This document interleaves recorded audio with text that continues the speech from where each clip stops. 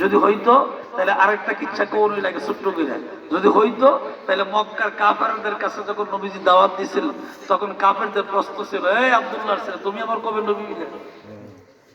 ঠিক না? আব্দুল নবীজিকে প্রশ্ন করছে কাফেররা, তুমি যে আমাদের কাছে কালিমার দাওয়াত দাও, তুমি নবী হইছো কোন সময়?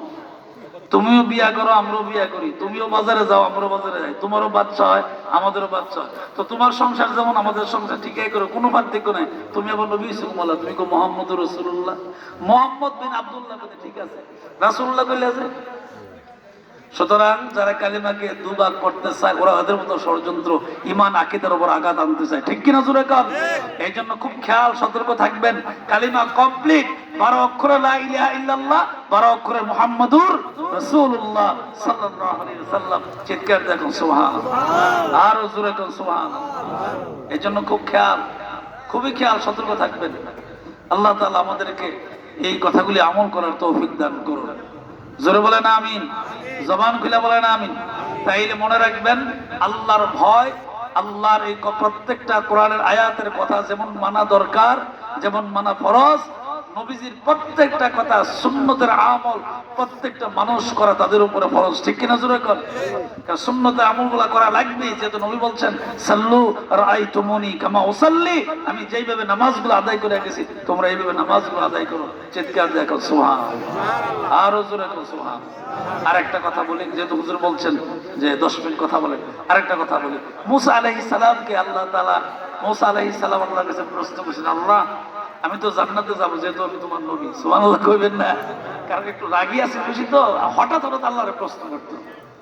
70,000 নবীদের ভিতরে উনি ছিলেন একজন নবী, এবং ওনার রাগ ছিল খুব বেশি। মনে ইসরায়েল বংশের ভিতরে 70,000 নবী, এর ভিতরে উনি একজন নবী। তো মুসা আলাইহিস সালাম আল্লাহকে প্রশ্ন করে, আল্লাহ আমি জান্নাতে যাব, ঠিক কথা, তো ভালো কথা, তো জান্নাতে গেলে তো স্বাভাবিক কিছু বন্ধু বান্ধব দুনিয়া যেমন লাগে জান্নাতের ভিতরে তো লাগে, হ্যাঁ? তো জান্নাতে যাবো, আমার বন্ধু কেডা হবে তুমি মনে করে দাও, সুবহানাল্লাহ। গুফতে মুসা বা খুদাদার কো হে তোর, গুফতে মুসা বা খুদাদার কো হে তোর, গুফতে মুহাম্মদ বা খুদাদার আরশে নূর, গুফতে মুহাম্মদ বা খুদাদার আরশে নূর। আল্লাহ ডাক দেখো পয়গম্বর মুসা রে, দুনিয়ায় থাকা অবস্থায় তোর পারে দাঁড়াইয়া দাঁড়াইয়া আমি আল্লাহকে তুমি জিজ্ঞাসা করো জান্নাত তোমার সাথে কি হবে? মুসা বাজারে গিয়া তুমি দেখো, বাজারে যেই ব্যক্তি কষায় গোশত বিক্রি করে সেই ব্যক্তি তোমার সঙ্গী বন্ধু হবে।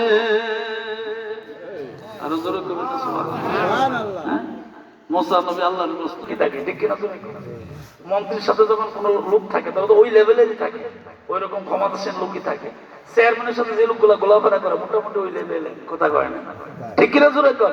মুসা নবী মানে কইছো কষার কথা, ভালো কথা, অসুবিধা নেই, তো আরেকটু লেভেলটা ভালো হইল। আল্লাহ ডাক দেখো মুসা রে, যাও বাজারে যাও, দূর থেকে পরিদর্শন করো, কাছে যাইও না, কাছে গেলে বুঝে নেব। তুমি দূর থেকে পরিদর্শন করো যে কষাই কি করে।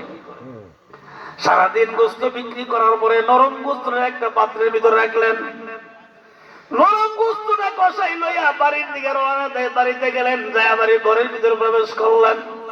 বৃদ্ধ মা বিছানায় শুয়ে রইল, মাকে গোসল করাইলেন, খেদমত করলেন, আবার বিছানায় শোয়াইলেন।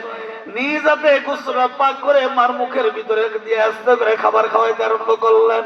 মুসা আলাইহিস সালাম আল্লাহ আবার জিজ্ঞাসা করার আগে মুসা নবী নিজেই কইলেছে, আল্লাহ গো বুঝতে পারছি গো, বুঝার বাকি রইল না, বুঝা ফেলছি গো আল্লাহ। ও আল্লাহ, দুনিয়ার অন্য কোন নাম বলো না, এই কষায়ের নামে কেন বলছি, বুঝা ফেলছি গো আল্লাহ, আর বুঝার বাকি রইল না। আল্লাহ ডাক দেখো মুসা গো, এই জন্য তুই কষায়ের নাম বলছিস, জোরে কোন সুবহানাল্লাহ। যুবক, যুবকদেরকে বলি, বিশেষ করে যারা যুবক এদেরকে বলি, সাবধান, আল্লাহর ইবাদত, ওয়া কাদা রাব্বুকা আল্লা তা'বুদু ইল্লা ইয়াহু ওয়া বিল ওয়ালিদাইনি ইহসান। সাবধান, আল্লাহর ইবাদতের পাশাপাশি যদি মা বাবার মনে কষ্ট দেওয়া হয়, কোন ইবাদত আল্লাহ কবুল করবে না, ঠিক কিনা জোরে কর? এইজন্য যুবকদেরকে একটু আদর করে বলে যাই, আল্লাহর রাস্তে মা বাবা যদি ঘরে থাকে এদের সাথে খারাপ ব্যবহার করবেন না। ওই কথাটা মনে রাখবেন, মুসা আলাইহিস সালামের বন্ধু সাথী জান্নাতে যিনি হবেন উনি শুধুমাত্র একজন গোশত বিক্রিওয়ালা কসাই। কারণ কি? মায়ের খেদমত। জোরে কোন কারণ কি? মায়ের খেদমত। আল্লাহ তাআলা, আমি ছোট মানুষ